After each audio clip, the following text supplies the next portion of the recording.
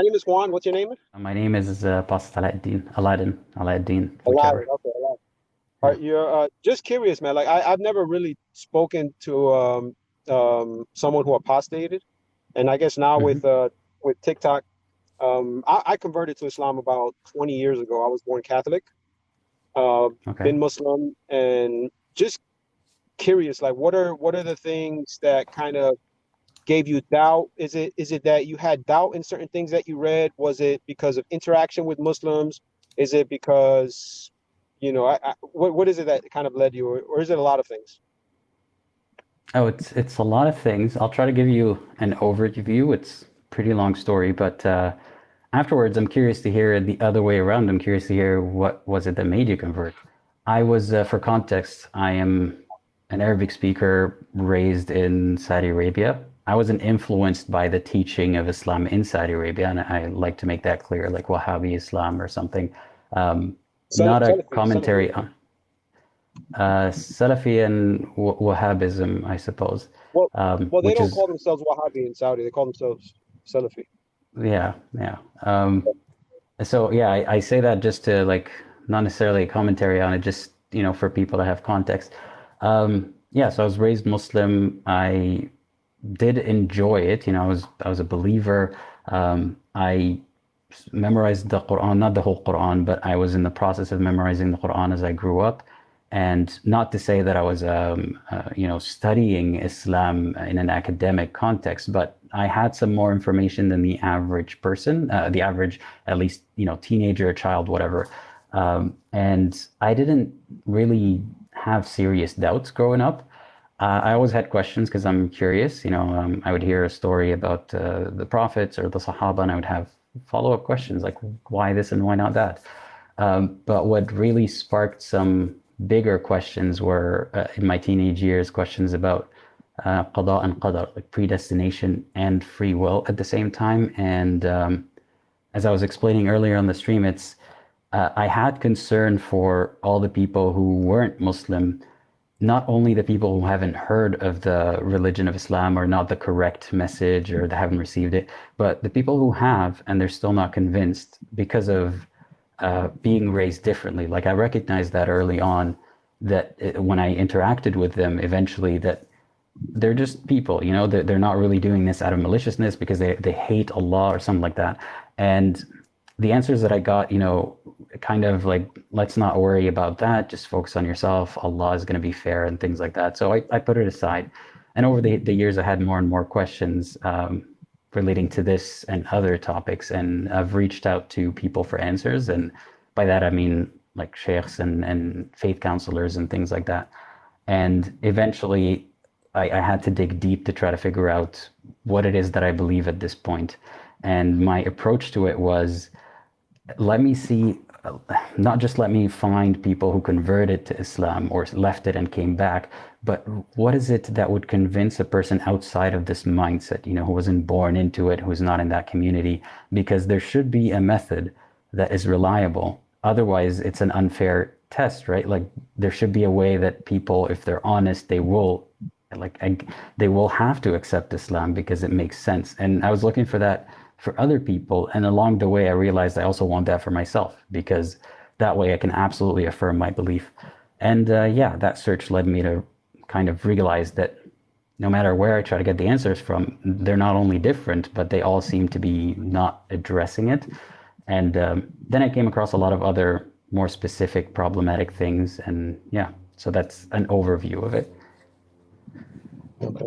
So mostly you feel that it's unfair that the non-Muslims, that Islam hasn't reached them properly, that they're not going to get a fair chance to enter Jannah according to Islam, or is that kind of Well, that's what started it. And even if they do get Islam properly, like even if I take my friend who's not a Muslim, like I had conversations in my first year of university with an atheist friend who wasn't trying to convince me of anything. If anything, I was saying, if you have any questions about Muslims or Islam, I'm happy to answer. I'm not a sheikh, but I'll tell you like the common kind of knowledge if you want to know what the average person believes.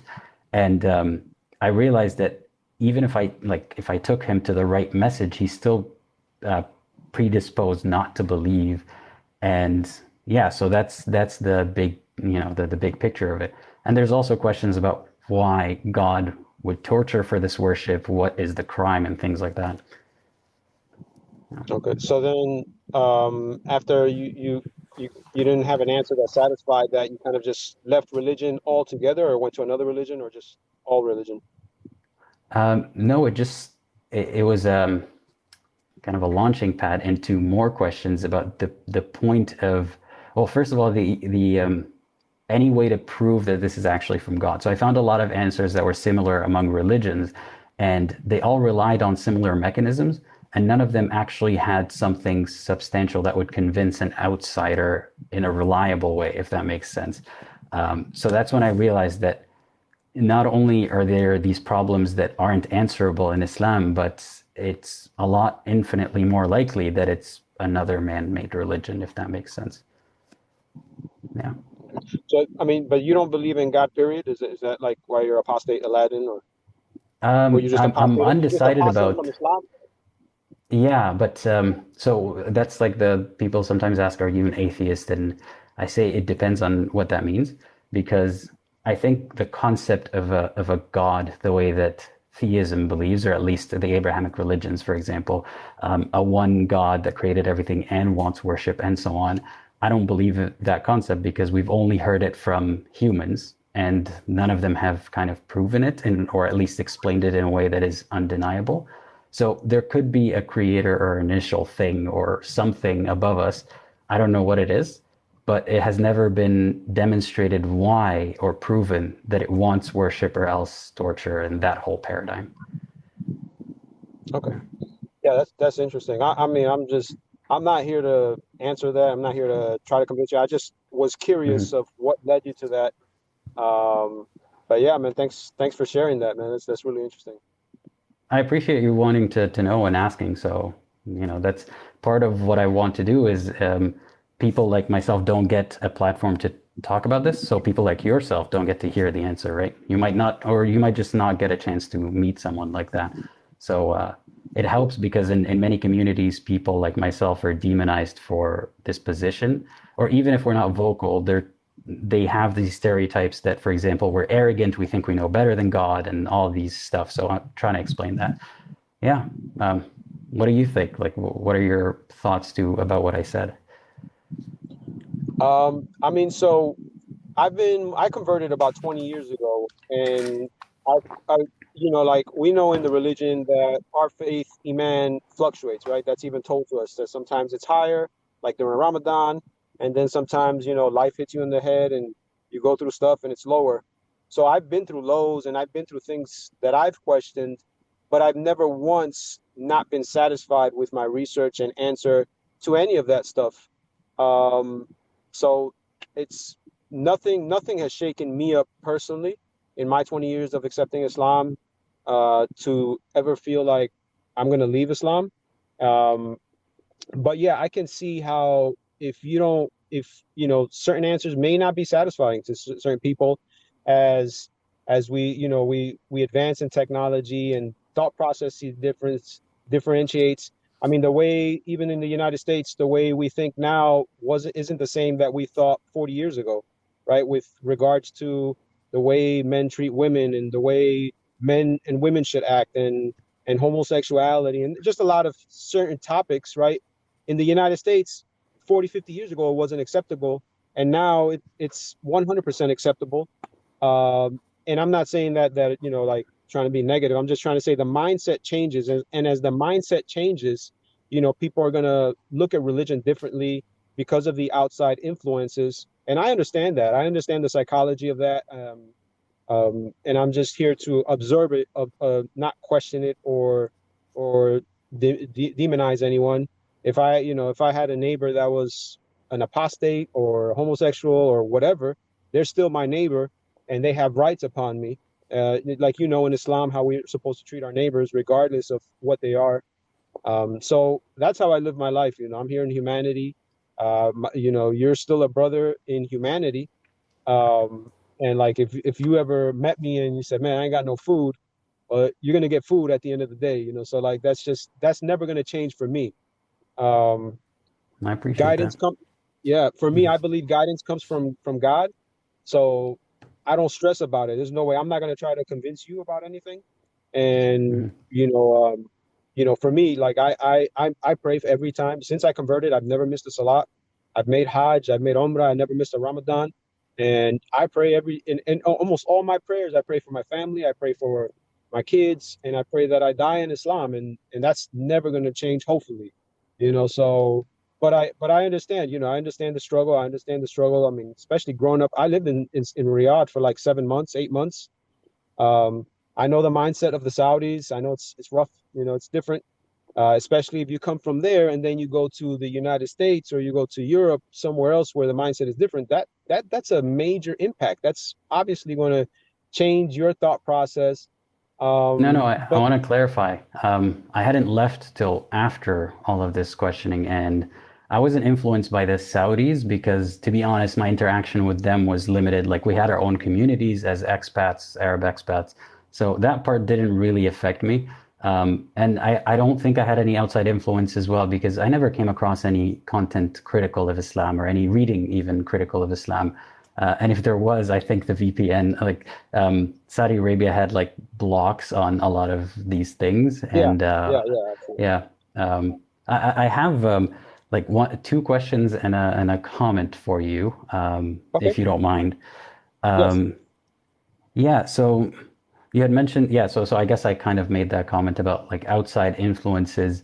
It's not necessarily why this questioning happens. Like in my case, if anything, I was more primed to believe than most people. Like I did Hajj and we did Umrah. We were lucky enough to be able to go do it very often as well. And I did feel something. And now or even back then, I was realizing it was that something that I felt was not necessarily divine or spiritual, but it's about the community. It's about being in that moment, presence, the grand. Like you've been to Mecca, you've seen how huge it is, how everything is white. It just feels special, right? Yeah. And the amount of people lining up, it just feels very, yeah, dare I say, kind of spiritual. Anyway, so yeah, so it wasn't really about outside influence making me think differently. It was about me um, realizing that there are people who think differently. And yes, once I did leave Saudi Arabia and once was exposed to them, that's when I realized even more that they truly, like I hadn't talked to them before, so realizing they truly, truly believe what they believe, right? And at the core of it is that belief itself is not a choice. You can choose to look further into something or choose to put it aside if you're able to not think about it. But yeah, so a couple of things I wanted to ask. At the end, I would ask, what is it that convinced you of Islam or like the reason you converted and so on. But before that, you had mentioned that you noticed that people like mentalities change, right? And you gave the example of how like the LGBT and things like that are more accepted now, and some things are not accepted.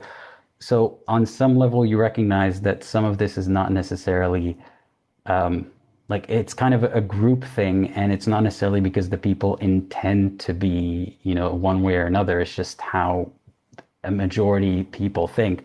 So, do you think a difference in opinion about God, or not opinion about God, in belief about God or belief about whatever mentality or another, do you think that difference is a fault of the person and warrants punishment for that person? You know what I mean? Yeah.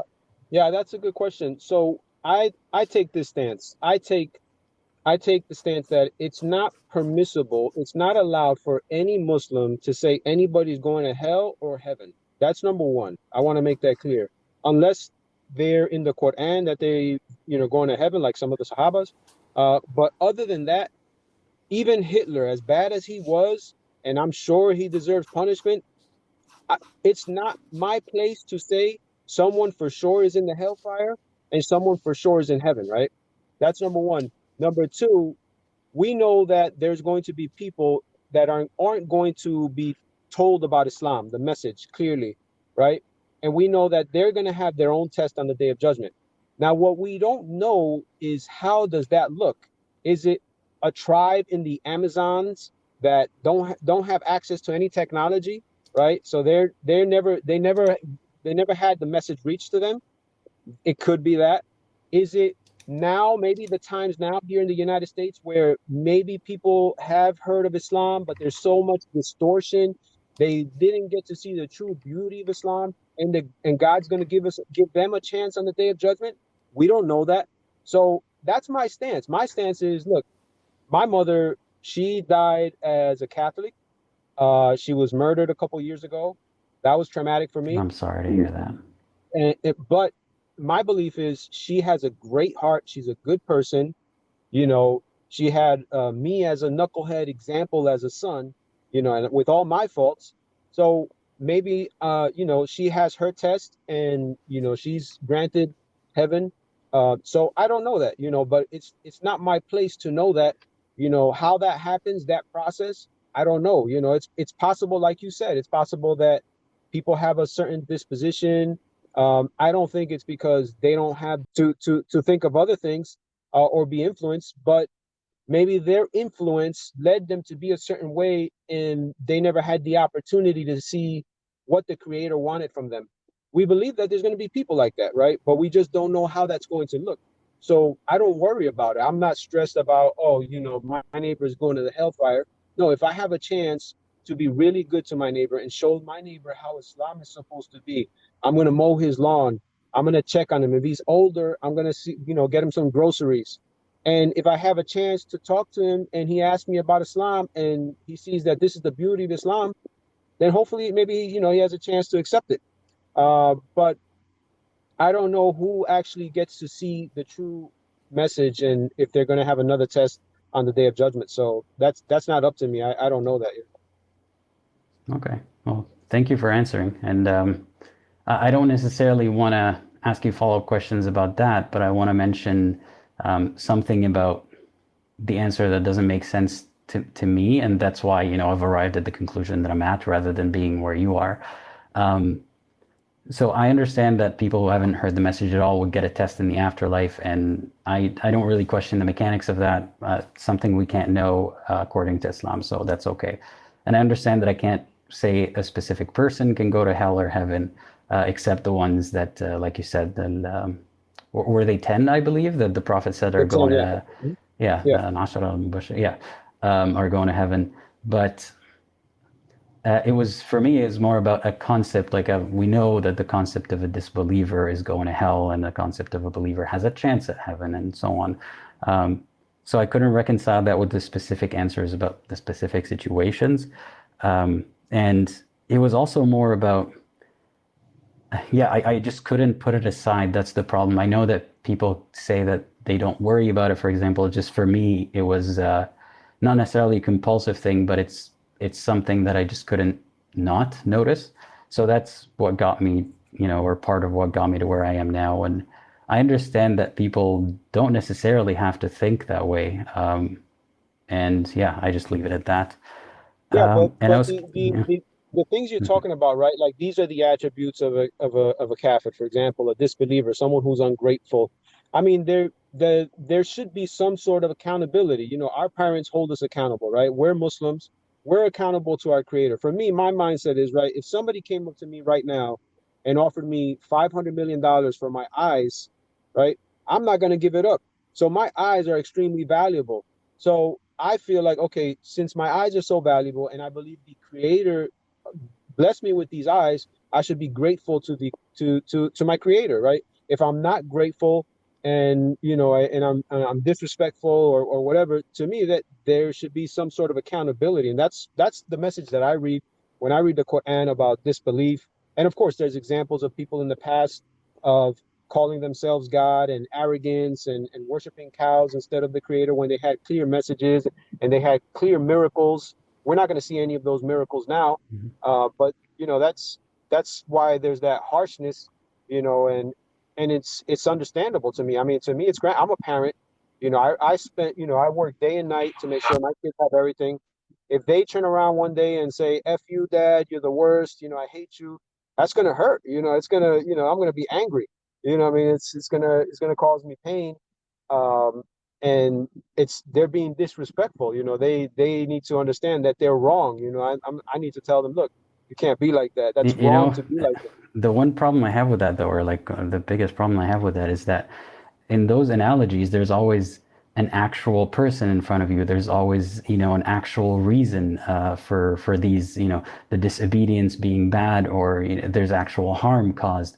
But in the example of God, you mentioned, for example, the people who've seen clear evidence and miracles and stuff. I don't like to talk about those because the basis for them is from this, the stories from Islam itself. So I talk about, for example, in real life now. So let's put aside, let's presume that all happened. But today, in what we see today, I don't believe that there is this kind of disbeliever who knows Allah exists and denies this evidence on purpose to spite Allah, or to kind of because they want the punishment instead of obeying or something like that. There's more questions about, or more discussion about what is the purpose of God wanting this obedience and so on. But if I just focus on, let's say obedience is good, is a virtue, a lot of the reason is why those people are actually not convinced, and now myself included, are not convinced that this is God telling them to do that. So it's like if somebody came and told you that his friend is saying, or that the president is saying you need to do something, well, you have to prove that that's the president. And if you disobey, it's not because you're doing it out of spite and you deserve punishment. And then once you prove it's the president, some people would still ask you, okay, why is the president asking that? Just because of the authority, they still want to understand. But that's a whole other part of it. So do you genuinely believe that today people exist who are disbelievers, who know God exists, but are still kind of disobeying him, like that kind of kafir? I believe that there's good and bad people, and I think there's I mean, so you made a lot of different points. One of the points is, at the end of the day, you're not going to be convinced really unless God himself speaks to you, right? I mean, it's like it's that argument, like, you can't, how are you going to prove that God exists? And that's, I mean, there's Well, got to God be a would point where, know the way to prove it. I mean, aside from, qada and qadar, and God knowing that he created people that way who require that sort of evidence or convincing, God would know what it is that would actually make the person truly believe that this is God saying it. So I'm not even sure if that is a one fits all thing, but I know that the method that it is in many religions, or in all of them, isn't convincing to a lot of people, and now including myself. So is the test whether this person is going to believe without the empirical evidence, or is the test how obedient they will be after they believe, yeah, yeah. I mean, That's the and those are confusing. two, that's, yeah. So my stance is, yes, the test is believing in God without ever seeing him. Just like the Prophet Muhammad, peace be upon him, he differentiated between the Sahabas and calling them his companions, and his brothers.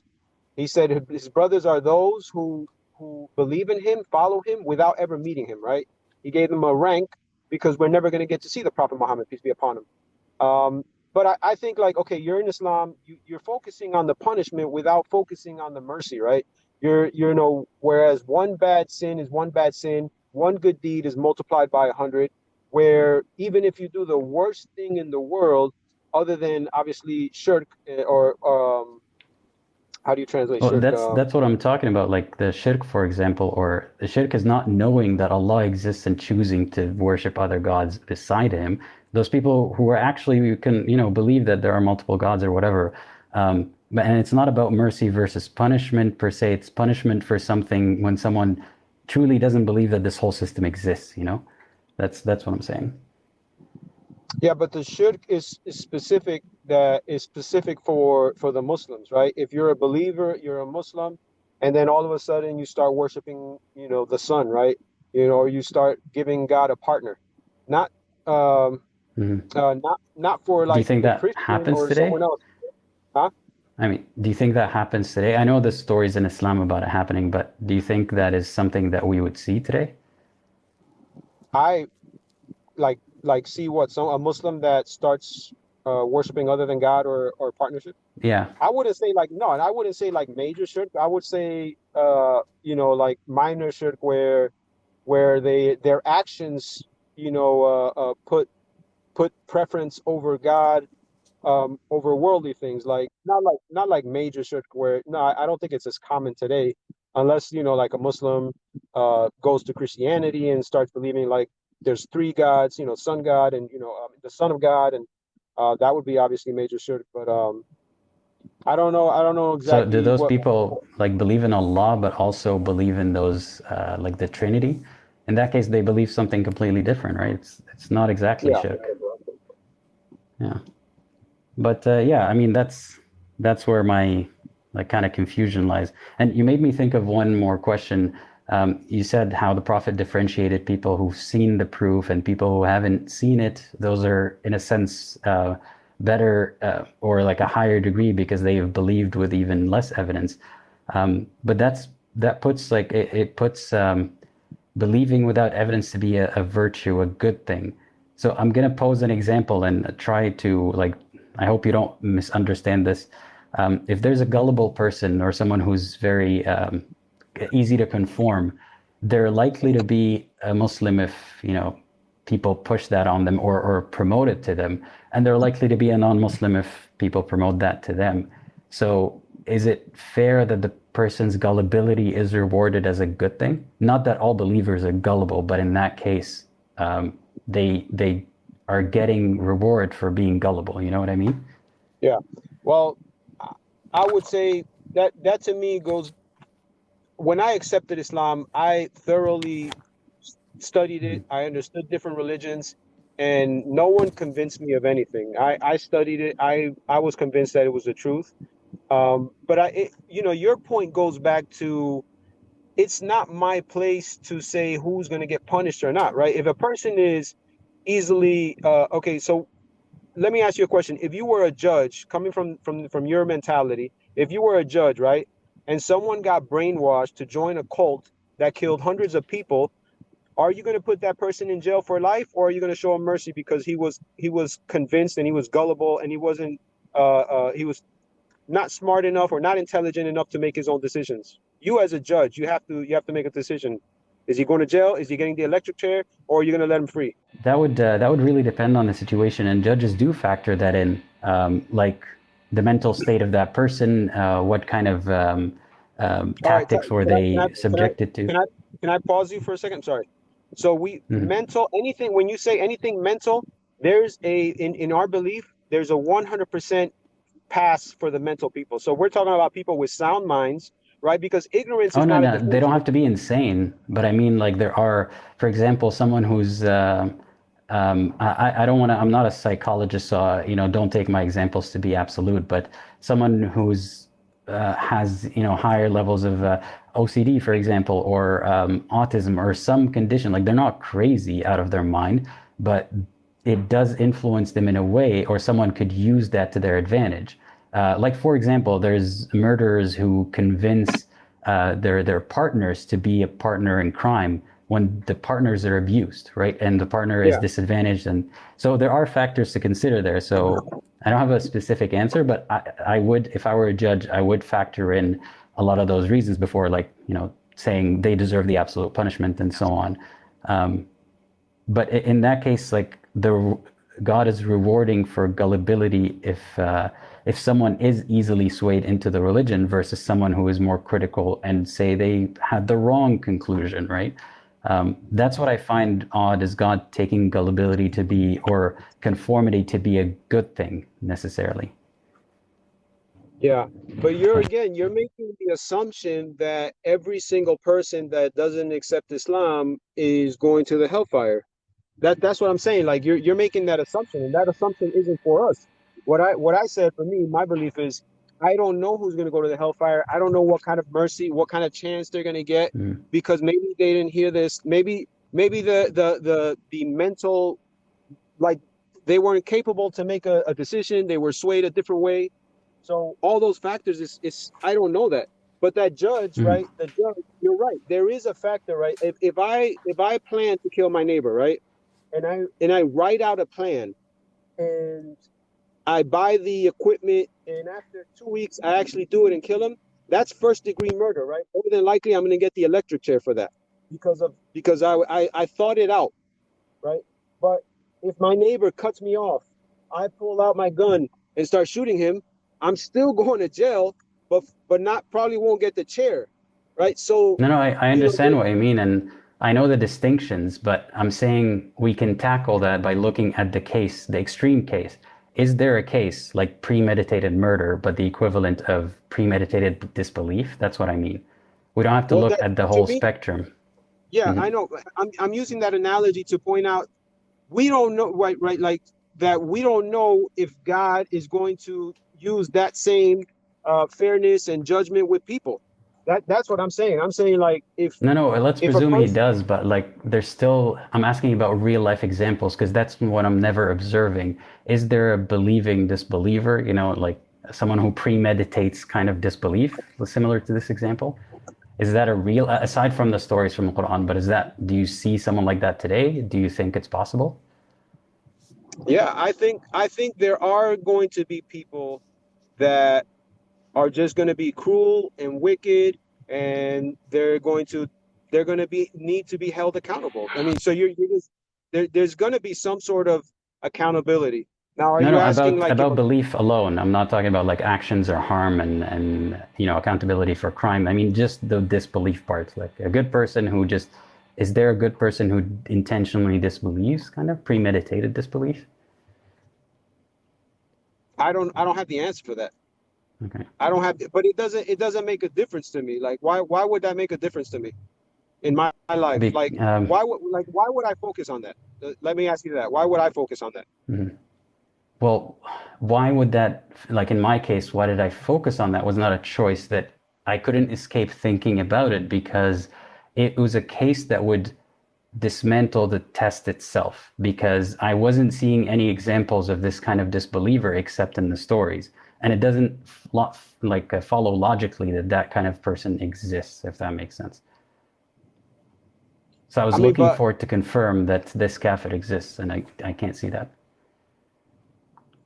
I don't I don't know. I Mhm. like I would never like need to focus on that. To me, it's like if a kid, Mhm. uh, you know, uh, um, snuck out of his house and he's being punished and he's just a bad kid. I don't need to go actually find that kid to know that a kid like that exists. I mean, it doesn't make a difference to me. Like I just don't really understand why would that be a point of focus.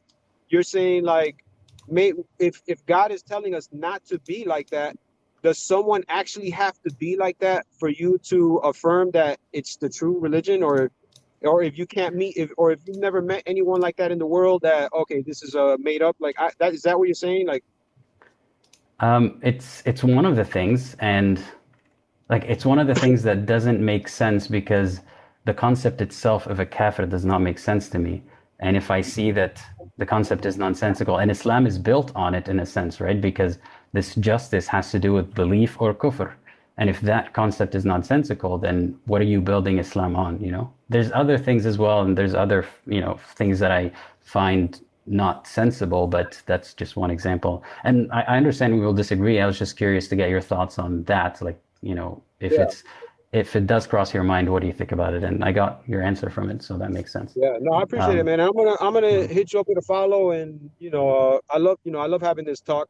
I think we can have a good, respectful conversation. Mhm. I have nothing but respect for you, and I do wish I you the appreciate best. that.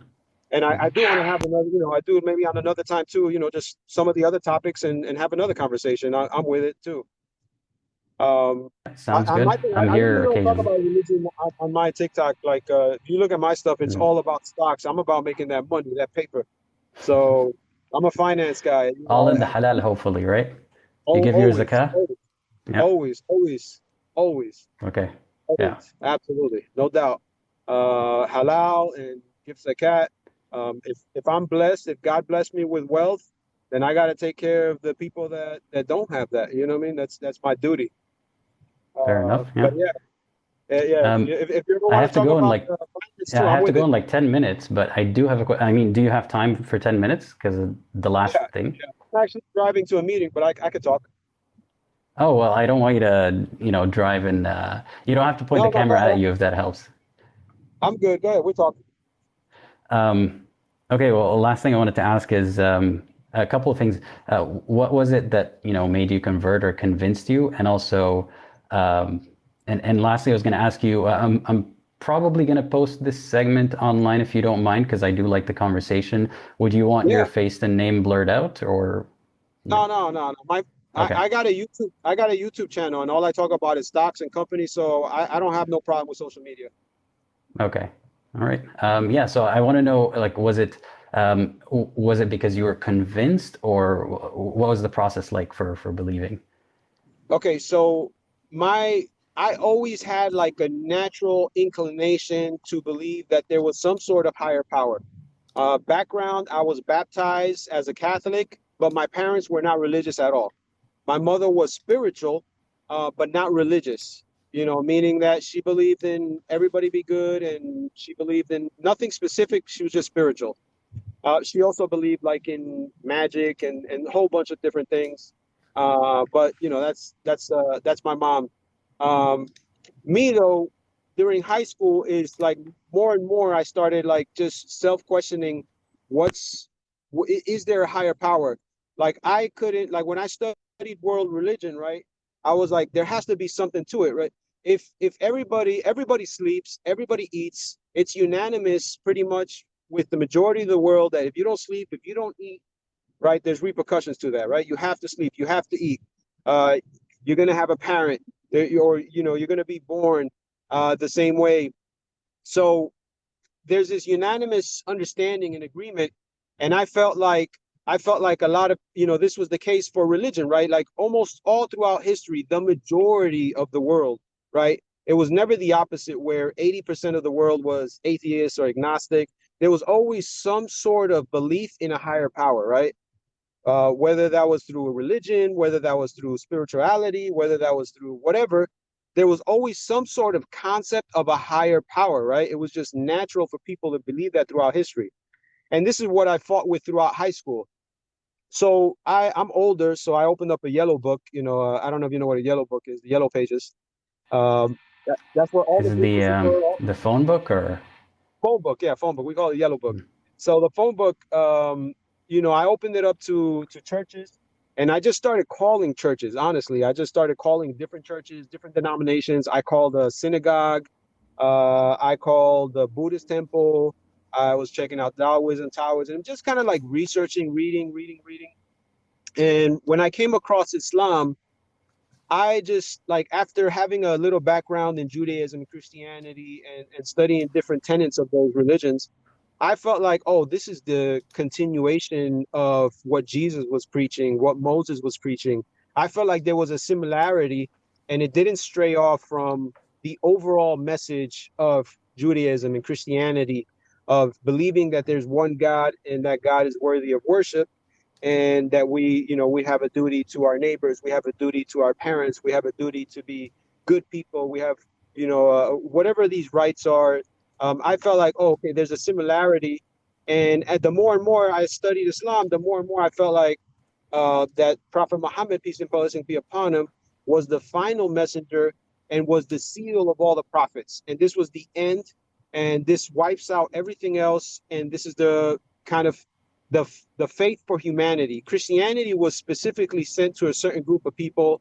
Um, Judaism was sent to a specific group of people. And as time went on and people left religion, Islam came, and it was the final revelation that was going to be sent, the final prophet with miracles, the final of everything. And this was a religion for humanity. And that's what I was convinced of. I was convinced that this was a religion for humanity. Um, yeah, that's kind of like in a nutshell.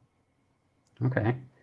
Thank you for sharing that. I do have some questions about that, but I don't think unfortunately that there's going to be enough time to get into it now. But yeah, We'll we we'll will we'll talk continue this conversation. if Yeah. if you're good with it. Next time I see you live, and I got Yeah. time to, hopefully you accept me, and we can continue. I'm more than happy Sure. to talk. I like talking. I enjoy this.